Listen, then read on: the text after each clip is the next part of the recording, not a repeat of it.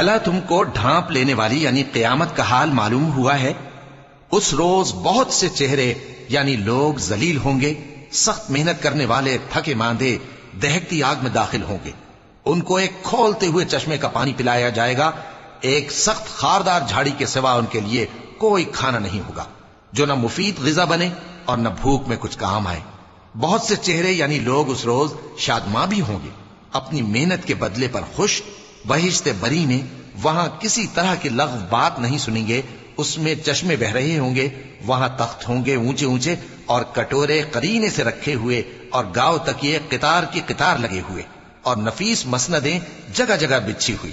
تو کیا یہ لوگ اونٹوں کی طرف نہیں دیکھتے کہ کیسے عجیب پیدا کیے گئے ہیں، اور آسمان کی طرف کہ کیسا بلند کیا گیا ہے، اور پہاڑوں کی طرف کہ کس طرح کھڑے کیے گئے ہیں، اور زمین کی طرف کہ کس طرح بچھائی گئی؟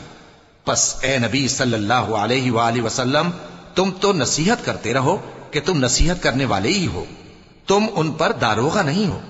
ہاں، جس نے منہ پھیرا اور نہ مانا تو اللہ اس کو بہت بڑا عذاب دے گا. بے شک ان کو ہمارے ہی پاس لوٹ کر آنا ہے، پھر ہمارے ہی ذمے ان سے حساب لینا ہے.